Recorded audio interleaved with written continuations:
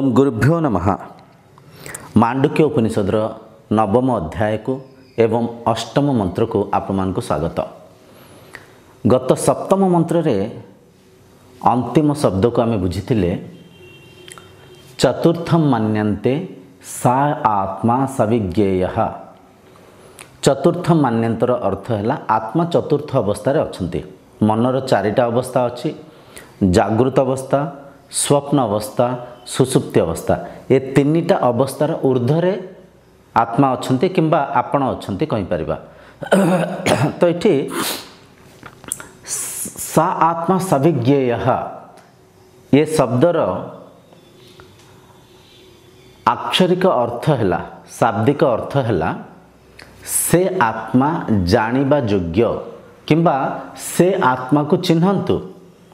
आध्यात्मिकतार उद्देश्य है नित्य पदार्थ को चिन्हिबा, सत्य को चिन्हिबा। आध्यात्मिकता सत्यर अनुसंधान।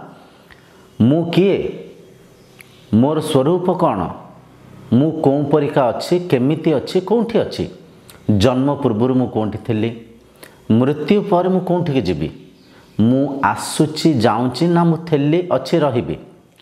बुझीपारती निजर नित्य पदार्थ को चिन्हवाई आम प्रयास करचे। तो सप्तम मंत्र आमको अवगत कराऊँचे सा आत्मा सविज्ञेयः से आत्मा को जान, से आत्मा जानिबा योग्य, से आत्मा को चिन्ह। ब्रह्म सत्यम जगत मिथ्या कहुई। ब्रह्म मान कि से आत्मा, आत्मा सत्य। ये जो संसार को आम देखुचे ये है मिथ्या, न थाइकरी मध्य थिला परिका आमको अवगत कराऊँचे। तो जो मुहूर्त रे आपण ये मिथ्या संसार को चिन्हि देबे, निजर नित्य पदार्थ को चिन्हि देबे, तो सेठी ए मिथ्या आपन को बांधिबनी। मनुष्यर दुखर कारण केवल आत्मज्ञानर अभाव, निजर सत् सत्ता को चिन्हि न पारिबा, माया को किंबा मिछ को सत मानि नबा। बहुत गभीर कथा। आपको व्यवहारिक रूप से साधारण भाव में आपको परखिबेनी। साधारण जो बहिर्मुखी इंद्रिय सुख रे जड़ित थिबा मनुष्य माने जो परखंती संसार मिथ्या केमती, संसार माया केमती, सब तो देखा जाउची। कोठी देखा जाउची, किए देखुसंती? ये संसार आधार किए? आपण निजे, आपण निजे। तो से आत्मा को चिन्हि गले आपण ए कथा बिल्कुल स्पष्ट ही जीवे। मु ए संसार आधार, मु अजर माने मु बुढ़ा हेबेनी, वृद्धाप्य मत आसबनी। शरीर वृद्धाप्य को जाईपारे, शरीर मृत्यु हो पारे, किंतु मु अजर, मु अमर, मु अविनाशी, मु मुक्त ही अच्छी। मते मुक्तिर आवश्यक नहीं। मुक्ति आवश्यक अच्छी मुक्तिर क्या को? मन को। मन माया रूपक बंधन रे मिछरे बांधी हिंच, मिछरे बांधी हिंच। कहीं क्या बांधी ना आज्ञा, बांधी सन्ति निजे निजको अविद्या रे, अज्ञान रे, निजर स्वरूप ज्ञानर अभाव निजको निजे बांधिकी निजे ही दुखी होउसंती। तो से आत्मा जानिबा योग्य, से आत्मा को चिन्हिबा योग्य किंबा से आत्मा को चिन्हंतु। आसंतु ये अध्याय रे आमे अष्टम मंत्र को सर्वप्रथमे उच्चारण करबा। से मंत्रर गभीर अर्थ को माध्यम करी आमे निजर नित्य पदार्थ को आत्मसत्ता को चिन्हिया पे प्रयास करबा। मंत्र एपरिका अछि सोयमात्मा अध्यक्षरमोंकारोऽधिमात्रं पादामात्राः मात्राश्च पादाः अकार उकारो मकार इति। एटी मंत्रर प्रथम शब्द को बुझंतु। स्वयं आत्मा अक्षर ओंकार वेमा माने इठी कह जाउची स्वयं आत्मा को जदि आमे संधि विच्छेदन करी बुझिया पे चेष्टा करबा, स युक्त आयम युक्त आत्मा मिसिकरी स्वयं आत्मा हेउची। मांडुक्य उपनिषदर द्वितीय मंत्र रे आमे बुझिथिले आयम आत्मा ब्रह्म, मुहि आत्मा ब्रह्म। से कथा इठी बुझिया जाउची आउ टिके गभीर भाव रे। स्वयं आत्मा अक्षर ओंकार ही अटंती। मु जो आत्मा, मोर जो सत्सत्ता मु बुझुथिली, से सत्सत्ता आ ओंकार अलगा नुहंती एक।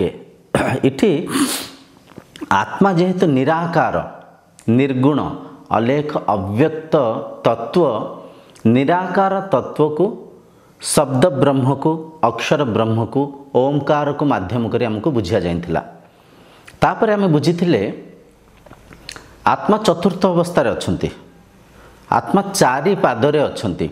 चारि पाद केमती बुझीथिले गाई परिका चारिटा पाद नुहे गाईर चारिटा जो पाद अच्छी से पाद अलग अलग अच्छी आग गोड़ पछ गोड़ बाम गोड़ डाहाण गोड़ तो से गाईर जो गोड़ धीरे भिन्नता अच्छी किंतु आत्मार जो चारिटा पाद कह जाऊँगी से चारिटा पादरे भिन्नता नहीं अभिन्न द्रव्य परिका माने पैसा परिका जमती 5 टंका धीरे 5टा टंकिकिया अच्छी किंतु 5टा टंकिकिया से 5 टंका भितर मिसिकी अच्छी से 5 टंका ही कहीपर बुझिपार तो से परिका ये आत्मा चारिटा पाद हेले मध्य से द्रव्य परिका मिसिकी अच्छी से चारिटा पाद को आम बुझीथिले प्रथम पाद थिला जागृत अवस्था बहिष्प्रज्ञा वैश्यानर द्वितीय पाद थिला अंतः प्रज्ञा तेजस स्वप्न अवस्था तृतीय पाद थिला सुसुप्ति अवस्था प्रज्ञान घन बुझिपारसंते चतुर्थ अवस्था थिला तुरीय स्थिति तो एठी सेमती ओम रे 3टा अक्षर मिसिकरी ओम हेइथिला अ उ म मिसिकरी ओम हेइछि बुझिपारसंते तो एठी कह जाउछि ओम रे जो 3टा अक्षर अच्छी आउ मनर जो 3टा अवस्था अच्छी ये अक्षर को से पाद संगे जोड़ंतु से पाद को अक्षर संगे जोड़िकी आत्मतत्व को चिन्हिया प्रयास करंतु जेमती कि जागृत अवस्था प्रथम पाद थिला से प्रथम पाद को अ संगे ओम रो प्रथम अक्षर अ संगे जोड़ी दियंतु मनर जो द्वितीय अवस्था थिला स्वप्न अवस्था से स्वप्न अवस्था को उ संगे जोड़ी दियंतु मनर जो तृतीय अवस्था थिला सुसुप्ति अवस्था से सुसुप्ति अवस्था को मकारा म संगे जोड़ी दियंतु बंचुची कौन चतुर्थ अवस्था बंची जाऊँगी ओम बंची जाऊँगी माने 3टा अक्षर को 3टा अवस्था संगे जोड़ी देले जोड़िकी चतुर्थ अवस्था को चिन्हिया प्रयास करंतु चतुर्थ अवस्था को बुझिया प्रयास करंतु माने मो मनर जो तुरीय अवस्था अच्छी से तुरीय अवस्था को जीवाई प्रयास करंतु बुझिपारसंत इठी मार्गदर्शन करा जाउछि जागृत अवस्था को आपण माने देखिसंती अनुभव करिसंती स्वप्न अवस्था को मध्य आपण अनुभव करिसंती सुसुप्ति अवस्था को मध्य आपण अनुभव करिसंती किंतु जागृत सुसुप्ति स्वप्नर ऊर्ध्वर जो तुरीय अवस्था अच्छी से अवस्था को गले ही आपण से सत्य को चिन्हि पारिबे से नित्य पदार्थ को चिन्हि पारिबे तो से अवस्था को जानतु से अवस्था रे ओम अछंती से अवस्था रे आत्मा अछंती देखंतु आमे आत्मा कहि परिबा किंबा ओम कहि परिबा ब्रह्म कहि परिबा ये सब है शब्द ये शब्दर सहारा नौचे आमे से निर्गुण सत्ता को चिन्हिया पे से अलेख अव्यक्त आत्मतत्व को चिन्हिया पे आमे ये भाषार ये अक्षर ब्रह्मकर ये शब्द ब्रह्मकर सहारा नौचे तो चतुर्थ अवस्था ओम अछंती माने किए अछंती से ब्रह्म अछंती आपण अछंती तो से अवस्था को जानतु से अवस्था को गले आपण निजको चिन्हि पारिबे। एठी प्रश्न उठे से अवस्था को केमती जीवा से अवस्था को जीवा पाई ही आमे साधना मार्ग रे अच्छे आमे आध्यात्मिकता को आचरण करुचे प्रतिदिन जेतले आपण किछि समय एही परिका ब्रह्म ज्ञान को सुनिबे सत्संग करिवे सत्संग माध्यम रे बारंबार आपण को विवेक जागृत होबो आपण को निजर सत्सत्ता को चिन्हिबारे साहाय्य हो पारिबो। प्रतिदिन जेतले आपण प्राणायाम करिवे धारणा करिवे धारणा धीरे धीरे परिपक्व होकरी ध्यानस्थ हो पारिबे ध्यानस्थ बारंबार होकरी आपण जेतले समाधि अवस्था को जाई पारिबे समाधि अवस्था मन चतुर्थ अवस्था को जापर, तुरीय अवस्था को जापर। तुरीय अवस्था को गले ए नित्य पदार्थ को चिन्ह पारे, असली ओम को चिन्ह पारे। ओम माने इटी अक्षर ओम को आमको माध्यम करी से निर्गुण सत्ता को चिन्हवाई प्रयास करा जाउछि। तो जो मुहूर्त आप समाधि अवस्था को गले भारी मन चतुर्थ अवस्था को पलैला, तुरीय अवस्था को।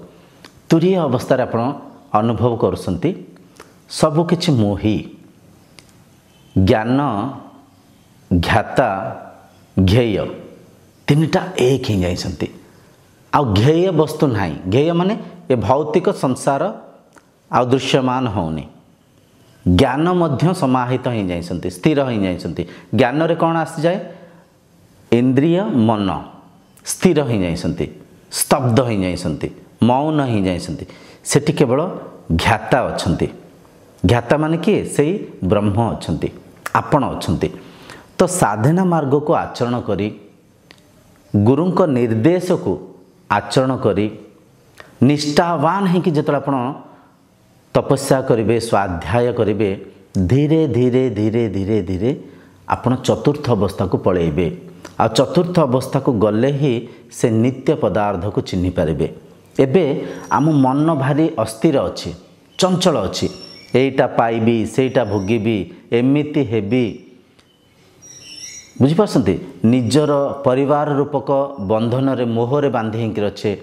मु भलरे रहिबी, मो नाती नातुणी भलरे रहिबे, तांको पिला छुआ 7 पीढ़ी कथा भावुचे किंबा कहा परिका बनिया पे प्रयास करछे। एबे आमे मन गोटे एमिति अवस्था रे अछि, एक रेस रे अछि। रेस माने जेमती दौड़ा प्रतियोगिता रे दौड़िया पे समस्ते दौड़ू थांती आगे जिया पे, सेमती मन अस्थिर अछि, सेमती मन चंचल अछि। तो ए नित्य पदार्थ को जो मुहूर्त रे आपण चिन्ह देबे, देखि देबे, आपण कथा को मानि नेबे, कथा को बुझी देबे, मते किछि बनिबार आवश्यक नहीं। मु ही प्रत्येक आकार आकृति भितर अच्छी। मु अजर माने मु मते वृद्धाप्य आसी पारिबनी, मु बुढ़ा हेबिनी, मु जेमती थली सेमती अच्छी, सेमती रहिबी। मु अमर, शरीरर मृत्यु हब किंतु मु समस्तक शरीर भितर अच्छी। मु प्रत्येक कणकणिकार अच्छी। मु नित्य पदार्थ, मते मृत्यु हबनी। मु अविनाशी आत्मा।